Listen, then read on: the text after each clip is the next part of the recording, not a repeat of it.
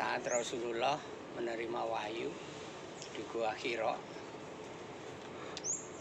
lalu bacalah dan seterusnya sampai Rasulullah di Isra Mi'rajkan.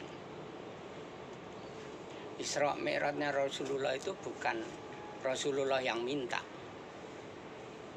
tapi alam jagat raya ini atau Allah Subhanahu wa Ta'ala yang berkehendak. Sekarang kita berlogika, Isra adalah perjalanan rata, datar. Ini adalah gambaran dunia. Ya, malaikat Jibril.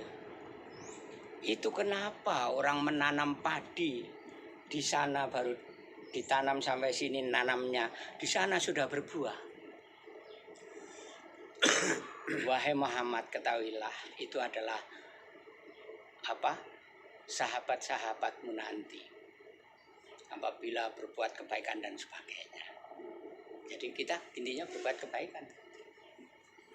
Di mana itu tadi? Di dunia kan masih perjalanan datar. Isra.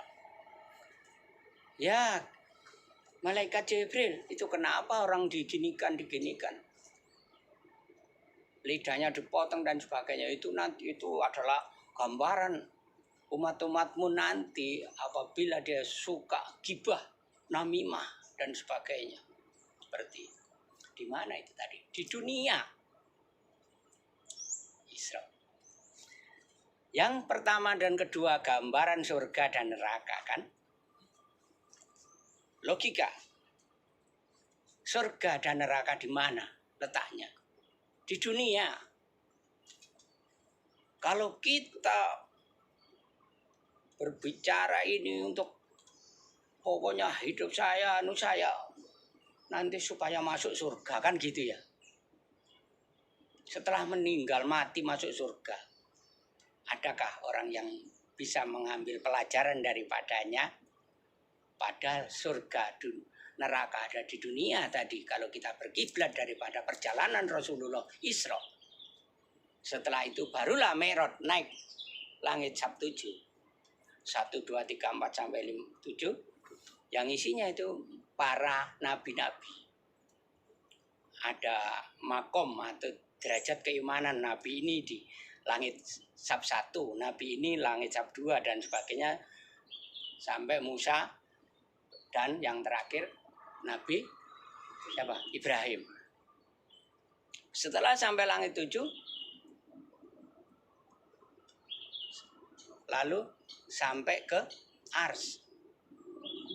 Jibril gak mampu di situ. Kamu sendiri Mat yang bisa naik. Naiklah. Baru mendapat wahyu yang namanya sholat. Yang jumlahnya 500 menjadi 50 menjadi 5. Naik turun. Musa yang ngomongi, Mat gak kuat. Anu monggo sakmene. Akhirnya sampai 5 rakaat. Gak kuat Mat. Muhammad kan punya perasaan wis. Tak terima izin aku njaluk. Dispensasi mana nang Allah izin. Akhirnya diterima. Musa pancen kakan protes. Nah inilah Mi'raj, inilah sampai alamnya Allah inilah. Nah, kita akhirnya Muhammad kan diturunkan lagi tak? Diturunkan ke muka bumi. Di muka bumi melaksanakan sholat. Kembali pada awal daripada manusia diturunkan ke bumi adalah membawa rahmat bagi seluruh alam semesta. Adalah pekerjaanmu. Apa yang kamu lakukan di muka bumi ini, itulah rahmat bagi alam semesta. Kabeh diayomi seperti matahari. Mbok batang, mbok apa kabeh disoroti, gak bakal dibedakno. Itu Muhammad. Nanti turun ke muka bumi seperti itu. Itulah sholat. Itulah sholatmu yang sesungguhnya. Sholatmu yang sesungguhnya. Sholat kau pengen mlebu surga. Sholat kau wedi neraka. Sama namanya melaku datar isra tok. Lah mi'rajnya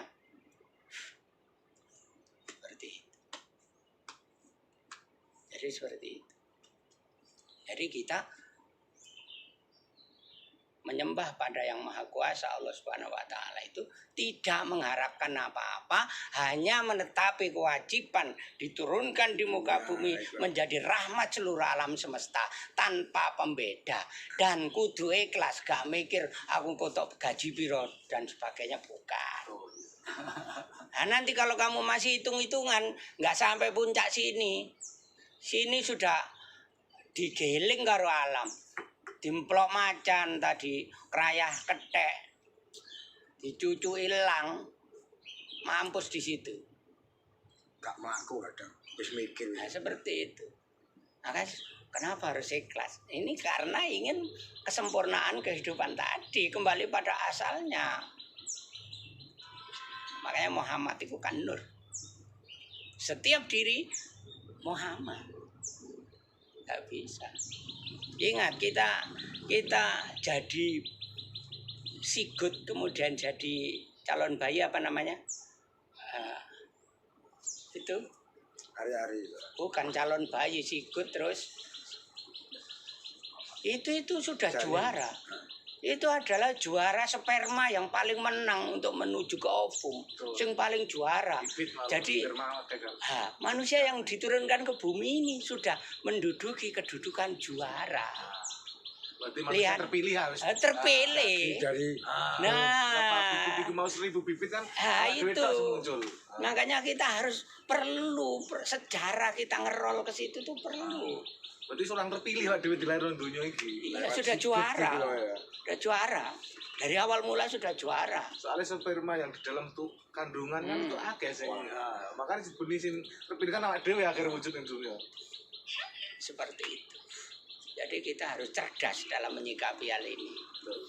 Maka adakah orang yang mengambil pelajaran daripadanya Quran itu tadi? Yang ayat satu dengan yang lain itu saling berkaitan. Ojo dipotong. Kalau dipotong, yo geger kayak sing kayak itu. Saya kira demikian ya.